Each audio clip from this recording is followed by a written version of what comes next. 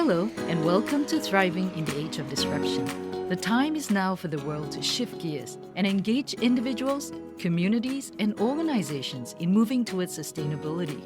Dr. Ramesh and her Changemaker guest speaker share the vision of enabling a sustainable, thriving living system. We're glad you've joined Dr. Ramesh to meet Dr. NishaKohli, an impact leader in sustainability and ESG consulting. Their conversation today covers a breadth and depth of issues, ranging from the personal to thriving by all species beyond humanity, and the kind of approach forward-looking businesses can take to create enduring value for their brand, business, stakeholders, and Earth's entire living system. Welcome to Thriving in the Age of Disruption podcast series, Nisha. I'm excited to have you here, and we can start off with you introducing yourself to the listeners. Thank you so much, Dr. Ramesh, for having me here. I'm really delighted to be speaking about my journey as well as COP state. When I look back at my life, like I'm almost touching the middle age now, I can say that I am quite a determined person and a person who values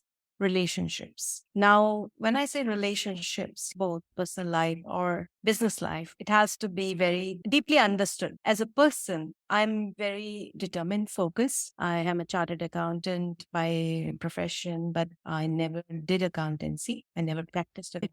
And then I got into teaching. When I pursued teaching, I did my best and I completed PhD. And after completing PhD, I got into consulting. Also, I graduated from PhD in the field of corporate governance. And then that got extended to CSR. Now, the environment side of it came very late, I would say, after 2015, 2016, around that time, when financial institutions overall started looking at ESG parameters or indicators for investing. That was when I started consulting and looking at ESG in a deeper sense. But before that, I was always looking at S&G more. And I continued with my academic interests and kept on publishing papers, case studies, and so on. So if I now summarize who I am, I would say I'm a consultant or I'm an entrepreneur with COP stage, with an academic bent of mind who also loves to research and build relationships. Wonderful. I'm a mother of two boys and an expat's wife who's always on the move. So enjoying that journey, have learned a lot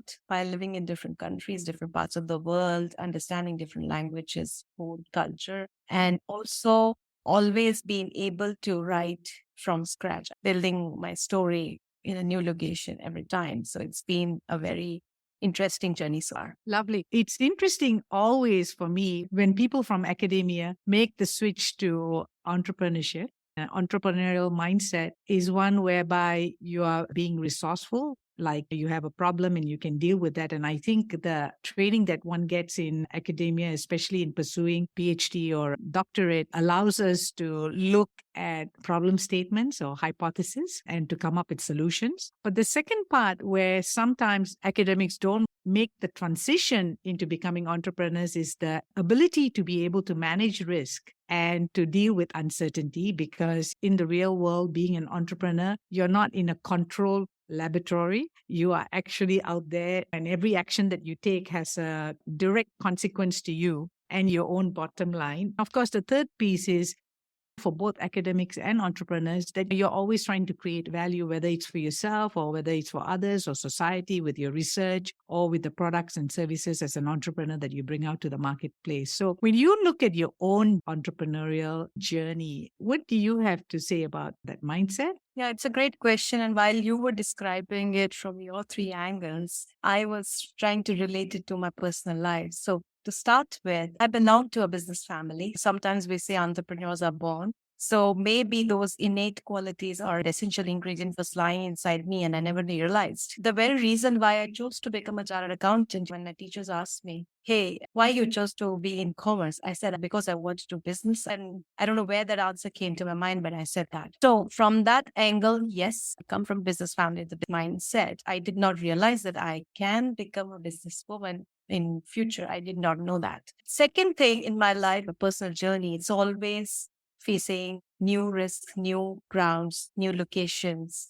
I learned to survive in new environments. I can also say that new challenges all the time, and I know how to overcome and succeed in those. I'm happy and proud to say that everywhere I went and lived, I did something. It was not that I just remained a housewife or an expat's wife, just enjoying life. But of course, yes, I did enjoy, but I also kept on with my work as well and continued my career journey. Yes, I am able to take challenges. I did not know all these things when I was building up my overall personality for the last so many years. And then finally, entrepreneurs are the ones who can create value, who can unlock potential. We hear this phrase as leaders unlock potential for others, right? So I feel that after becoming an entrepreneur, I unlocked my own potential. I found that I had become far more independent, more free in terms of thinking, in terms of applying my skills, knowledge, and everything. While being as a teacher and academic for so many years in the past, I had so many thoughts, but I was never able to apply it. But when I became an entrepreneur, I was like a free bird. I could test it on my own and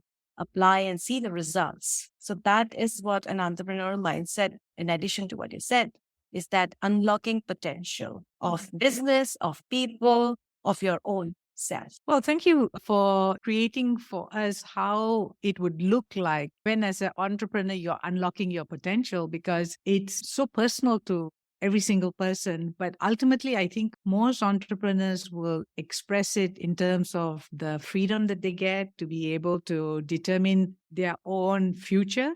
And also, number two is to be able to bring into reality what they have conceived as an idea. Right. And that is, I think, the most thrilling part of being an entrepreneur.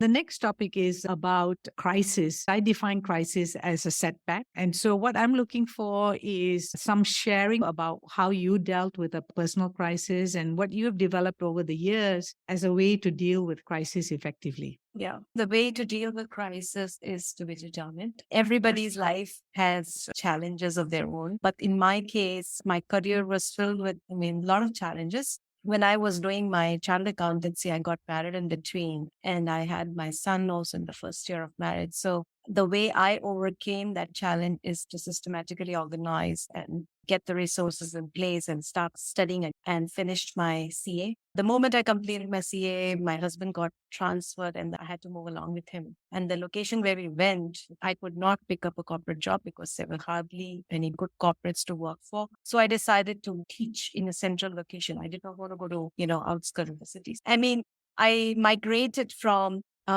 accounting career or a banking career even before it started to academics. That was a switch facing the crisis situation. I dealt with it and I tried to flourish. I tried to make my career in that and I did PhD along the way. Even in the entrepreneurial journey, I have faced situations in corp state. We developed the prototype and the kind of development codes that we were getting. I could put on my own resources 100%, but I did not want to put all my eggs in one basket and try it out.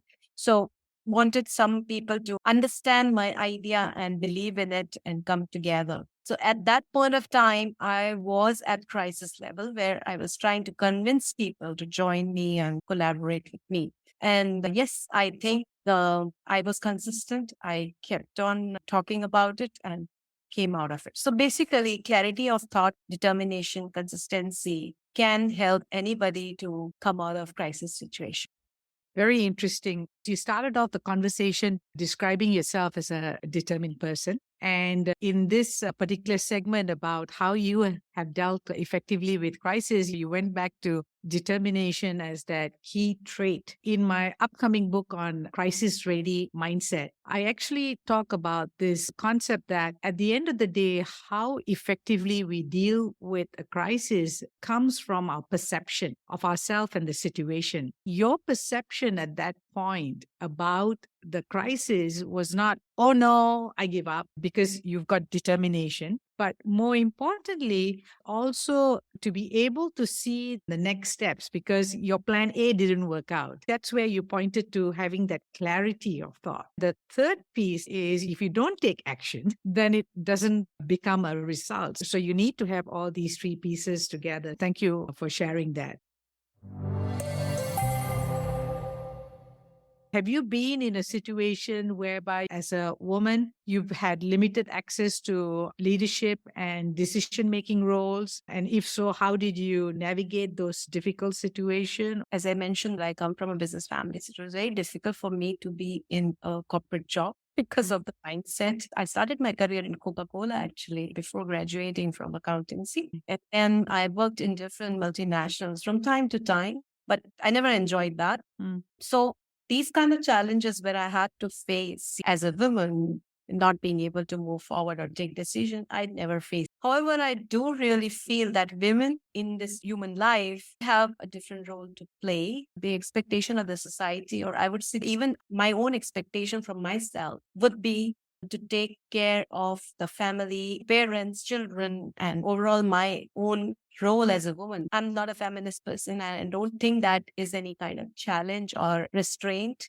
It depends all on the mindset, how you tackle the situation or how you prosper in the situation where you are. So it doesn't depend on the external environment. It depends on your internal, I would say, again, go back to potential. If you have resilience potential, then you will be stronger. You'll come out of that. Overall, it's your own potential, which makes you realize that, yes, you can do it. So what I'm hearing is that when you describe it as your own potential, you're actually talking about your own mindset, right? In the sense that how do you look at the world and how do you deal with situation? And that's good because we can't change anything that's happening outside of us because life is just happening. But what we have control over is how we frame all these incidences and situations for ourselves and whether we are going to be burdened by, oh my God, that was a bad thing, or we're going to just say, okay, so what am I going to do next? We talk about women empowerment all the time, right? So when we talk about these gender biases and all those things, I feel that we should first empower ourselves, whoever, whether it's a male or female, first empower yourself and then only you can empower others. That's why I don't feel any kind of external restraints. Yeah, I think that's great advice. The first place that we want to focus on is to empower ourselves and also to have a certain amount of self-leadership first before we start to then practice that outside of ourselves. You're from a business family. Were you ever interested to join the family business? I mean, the kind of business my family does is different. They are into products. But because of the past career, I've always been in service business. So it's not easy for me. However, I'll help them sometimes, give them ideas on how to unlock their working capital. Some kind of consulting I can do for them, but not in the real business. What do you think is the challenge for family businesses? There are positives and negatives, but then yes, scaling up is a challenge for family businesses where they are close-knit families and one senior person is a leader in the family with power and everything. They find it sometimes difficult to scale up or to grow faster than professional organization. However, if that is a challenge, that's also a positive thing that they don't have uncertainty of losing talent if they have it. But I find that most family businesses, when they grow, even if they have very good cash flows and they acquire different businesses, then also there's a problem of finding the right people to help them, enable them to sustain that growth. Yeah, it's interesting that you've highlighted this because my thesis was actually about trust in family businesses. And what I discovered largely was that what makes family businesses unique and special is the relational trust, which is the priority for them. Whether it is with each other or with a non-family member, first, I must like you. And number two is that aspect of cognitive trust. And cognitive trust is more my competency and about did I do what I said I would do and on time. And that's not as important. It is important over time if we create a reputation and people start to depend on that for us in a family business. But in normal corporate, how hiring and firing is done is that I go in there, and if I can't prove myself from a competency point of view immediately, I'm not going to be there even to get to know people and to be liked or to like others. So that is both an advantage and disadvantage for family businesses because of the way in which they form trust and the way in which they want to build their network based on this trust factor, where relational trust has got a priority over cognitive trust. What is spirituality for you? Spirituality is, again, I would connect a few points which you mentioned. One is clarity of thought, other is putting thoughts into action. If you practice a spiritual life, you will be able to do these two things very well. That your mind will be calm, you will be able to assess the external environment very well. First thing is realization of self. Inner engineering is something that we all need to do. So once we have done that, we will be able to assess the external situation and take appropriate steps and action to deal with the situation. And that's spirituality for me. You asked me about a crisis situation. So the thing that has helped me to come out of the crisis situation every time is spirituality, I would say, because that gave me clarity of thought, assessing myself, and then taking an appropriate action to deal with the situation. So, do you have any special practice that helps you to be able to have clarity, ability to self reflect and assess yourself, the situation, and then to take the action? Because sometimes things are happening and you're emotional and you are very much stuck in that event. So, how do you get yourself to zoom out? I meditate, but I just close my eyes, listen to some good music with high gigahertz or something. There are plenty of them on YouTube, and just listen to them. That gives me a pause to think, reflect, assessing myself and assessing the situation, and then finding a right action. People who are very, very spiritual, they talk about is energy field. So it clears up your energy field, and then you are able to assess the situation, external environment without any pollutants. So I'm able to assess practically, logically, rationally. I would say that that power comes by just meditating and keeping my mind calm for a few minutes in the day. Yeah. So Wow. that It's the discipline of doing the practice daily that also brings the muscle that when something happens, you can center yourself very quickly. So, thank you very much for sharing with us your practice of spirituality. Do you think it's possible for us to live a simple life in today's world? I don't think it is possible because we are human beings and we do have a social this materialistic world around us. Living a simple life would mean, in today's terms, it would mean that we become a sage or sannyasi. In Hinduism, a very good book that we follow is Gita. And Gita says that in this world, we need to live along with other people. So we don't need to cut off threads with other people to be more spiritual or to be simple.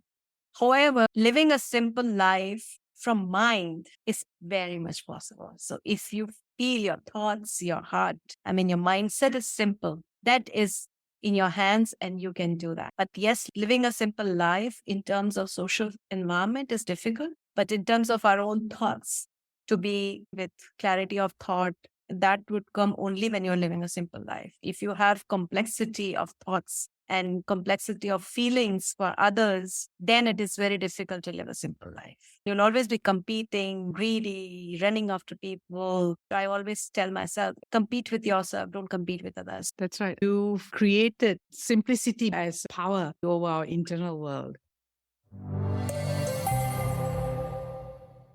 What are the 3 words that you would use to describe the state of thriving? Thriving is happiness. Happiness comes from perception, the way we perceive our external world. If we feel that it is okay, then it is happy. The second word is confident. That is where you'll thrive. If you're not confident, whoever you are with whatever talent, it's very difficult to thrive. Third one is if a person is satisfied with what he or she has, then everything else to move forward is a bonus. And that brings happiness. So in my opinion, these 3 words are very important. And that's what I teach my children also. Live happily, live whatever you are, enjoy that, gain your confidence with whatever. Try different things so that you have the full confidence in you. And then the third one is satisfaction. I want to now move on to this topic called sustainability. You're someone who is very familiar with the space, being involved as early as 2016. Nisha, give us a simple definition of what is sustainability. Yes, in my own terms, I say that sustainability is sustaining life on earth, air, land, water. Sustaining life on earth overall and respecting all species. That's sustainability. So if we are able to sustain life, and we are talking today, when we talk about climate change and all, we mostly talk about humans or our species will not be able to survive. And now in the guidance frameworks, etc., we've started talking about biodiversity as well and how that in turn affects human life. So it's very important to respect and take care of all species who are present on this earth. They're very important. Sustenance of life on earth is sustainability. Right. And like UN SDGs also, when you look at, so the first goal itself is no poverty. With poverty comes malnutrition or lack of education, which affects livelihood, growth. There are many definitions of sustainability. And what you have taken on, which is about sustaining life and respecting all species. And in our work at Talent Leadership Crucible, as well as more recently Impact Velocity, we've also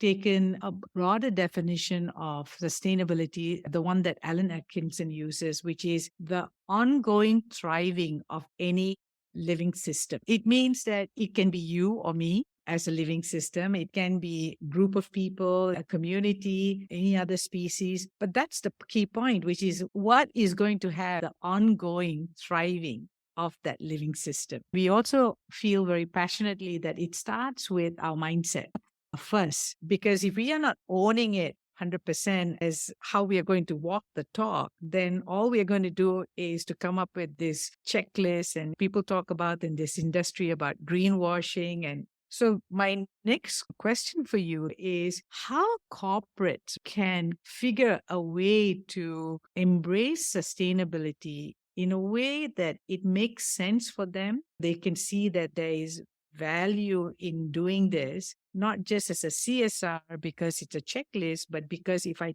did this and it became part of our corporate DNA, it created value not just for others, but also for the organization. Right. So for corporates to determine about their sustainability objectives overall, it's very important for them to evaluate as a living system, right? So corporates also have their living system. The corporates survive because of input and output of resources out of all the sustainability related or reporting frameworks that are present. The best one that I liked was IIRC, International Integrated Reporting Framework. So in that framework, they talk about 6 capitals, and corporates take the financial capital, the manufactured capital, which is the other name of assets, then human capital, which is like manpower, social capital in terms of suppliers, customer, society, and government, intellectual capital in terms of R&D and innovation, and then finally the environment capital where we take natural resources. So all these 6 capitals, when they go inside the corporate and they apply their strategies, objectives, processes, activities, and in the production, everything, the value chain happens.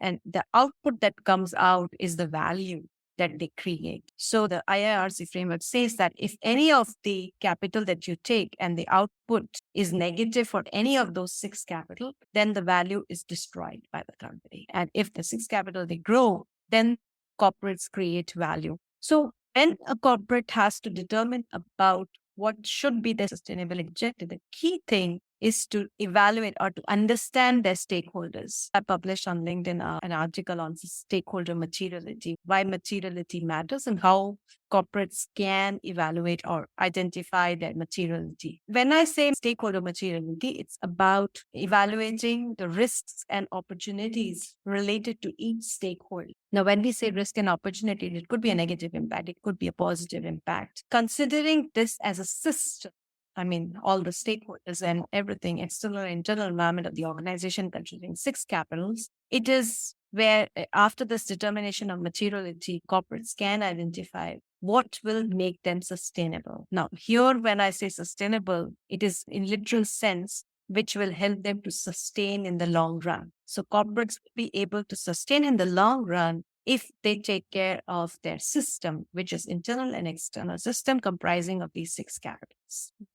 I really appreciate the way you have created for us how to look at the six capitals, and that as a corporate, we are a living system. We're interfacing with different stakeholders. And what we want to look at is what is the impact on the output from our interaction with the six capital. If there is something which is negative, then it's an area that we can focus on immediately to see how we can make it into a positive. So what would be an example, let's say, if we were looking at human capital, for instance? Right. We have heard about a lot of things about Tesla, and lately there were news reports. Tesla's ESG rating was reduced. They were downgraded. Now, how that happened was that Tesla, being an EV vehicle, in terms of ESG, their environmental scores are very high. But in terms of the employee scores, they were low. Human capital means that humans working in the organization should be motivated, should be engaged, should be empowered, so that they become your brand and they give value to the organization. I mean, they stay with your organization and they really work for the organization to create more value overall. So that is human capital. One can be traded off with the other. That is possible. However, corporates have to take care of all the six. And that's what, if Tesla is taking care of environment, they should also make sure that their human capital is equally taken care of. There's a lot of buzz around garments industry, right? Last decade, a lot of ready-made garments were manufactured in Bangladesh, in China, in Vietnam. Rana Plaza, for example, is a good case to understand how company can create financial capital or manufactured capital by ignoring the human capital or the supplier, the relationship capital. With that relationship capital, a lot of reputation gets affected. All those things need to be covered. So that's where the main concept behind IRC is to inform the shareholders that, look, hey, the financial capital has declined because of some other strategies that are in place today, or we are looking at growth, at manufactured capital, at empowering humans, we are looking at this and other areas. That's why this year we have not been able to report higher profits. That was the initial idea of this report. When I teach sustainability, or when I talk about sustainability and practice also, it really makes sense to look at all those six capital as an overall sustainability point of view. This model helps in also converting those in terms of financial numbers. What you're pointing to is critical when we look at the future of corporates, because there was a time at one stage where most corporates said that they needed to look at profit as the primary return for their shareholders. But what you're saying is that at some level, Mother Earth and the living system is also our stakeholder. And in a corporate, when they are not focusing on their people development or their human capital, it's actually a very big disconnect, because fundamentally, it's the people who are going to get the job done. It's the people who make the corporate, because otherwise you can be a solopreneur and you can do your job. We've been doing work for years on corporate culture change, but this new thinking, it goes beyond even corporate culture change for better performance or for transitioning to a new business model, that they need to treasure this human capital. It's very simple to explain if we take this viewpoint. When I talked about sustainability, I said sustaining in the long term. I'm not saying that the businesses should not focus on profits. It is must. As Milton Friedman, he mentioned, according to his theory, organizations will not exist if they don't make profit. And that's true. If there is no profit, basically you're not creating any value for the external society as well. No economics are created, right? So profits are essential. I'm not denying that fact. However, sustaining in the long run would mean taking care of all the other capitals as well. And explaining this to the companies or to the businesses, one example I can give is like today we're talking about a lot of carbon footprint, right? So companies which have huge carbon footprint like oil and gas industry, if they do not consider this as a fact, or let's take an example of manufacturing, which is highly dependent on coal or other fossil fuels, if they do not change the ways they are doing today, what will happen is that the other capitals like human capital, the social capital, and maybe environmental capital like floods, droughts, and hurricanes, and all those things will come and impact businesses. If not in one place, maybe in other locations, but that's bound to happen. This is like, we call it in accounting, deferred tax liability. So it's like a deferred sustainability liability. Like if you're not considering this as a loss today or as an expense today, it's going to come and impact your business tomorrow. That's where the long-term sustainability gets impacted. This is what happened in terms of many garment industry as well. When they were trying to cut the cost, bringing all the production to the cheaper locations in terms of raw material and labor as well. But then how long can they sustain? There's reputation loss which happens because of that. And now we are talking about not just human or manpower exploitation. We're also talking about environmental exploitation with cheap fashion clothing. What they are doing, they're changing the habits of people. I remember my childhood, I had 4 to 5 good dresses, which I used Yes, that's true. again and again and again and again. And I would love those. I loved those dresses. But then today, my cupboard is also filled with clothes. It's because it's available. It's the overall culture, or I would say how the world lives. Yeah, And we've been corrupted by consumerism. But this consumerism actually increased because of the international trade, because of the globalization, because of so many other factors that has changed our habits. So coming to the core again will require a lot of habit change. And this will not only happen through corporates, but even individuals have to change. We have to change our mindsets, the way we live. So it has to be both top-down and bottom-up approach. Both sides have to push to achieve this sustainability. If we create this kind of awareness to the corporates that, hey, you think that it's going to bring some expenses and liabilities, better to take it today, take a hit and be prepared. Start thinking of remodeling your businesses so that you don't get the hit down the years, down the line. That is why we have that carbon pricing thing in place for climate reporting. We assume a price of carbon and we take it as a liability today so that corporates are aware that if we don't consider it today, it's going to haunt us. It's going to impact tomorrow. So on that note, what is your vision for a sustainable future? As I said, that thriving for all living beings, the life, the breath itself, it's coming from 5 different sources, air, water, land. So in that sense, it is a very complex thing. To make it sustainable, we also have to take complex decisions today so that we can live a better future. So it's thriving for all species. That's what sustainability means. Since we are here together, recently yourself as one of the founders of COP Stage and myself as one of the founders of Impact Velocity, we signed an MOU and we're looking to working together in Vietnam. I wanted to share that at Impact Velocity, we look at ourselves as an aggregator of system awareness methodologies so that people get a better understanding from a mindset perspective in terms of how we as a living system impact the whole and other stakeholders as well. Number 2 is that we also work with incubators, accelerators, funds, and with networks so that we can influence them towards the sustainability direction. We are really excited that with COP Stage, we can start to offer consulting for corporates who want to take on this journey. Recently, we've just confirmed one client, and I'm sure that's going to be exciting and it's going to create an impact in the industry in which they operate. Thank you, Nisha, for being in our podcast today. Thank you very much, and looking forward to doing more work in Vietnam with you. Thank you for joining Dr. Ramesh and Dr. Nisha's conversation today, especially for their thoughts around sustainability being the bedrock for thriving for all species, beyond a human focus alone. If you're interested to learn more about the entrepreneurial mindset, check out Dr. Ramesh's book, The Big Jump into Entrepreneurship 2.0. Simply click on the Amazon link provided in the podcast description. In addition, make sure you follow Dr. Ramesh on LinkedIn so that you'll get the latest insights from her and our amazing podcast guest speakers. Next up, we head over to Vietnam to hear from the entrepreneurial founder and CEO of FlexOS, Dan Van Rossum. Dan's ASEAN-focused work tech startup helps companies manage hybrid teams and offices with a focus on employee engagement so that employees can have better work days and richer, more meaningful and happier lives.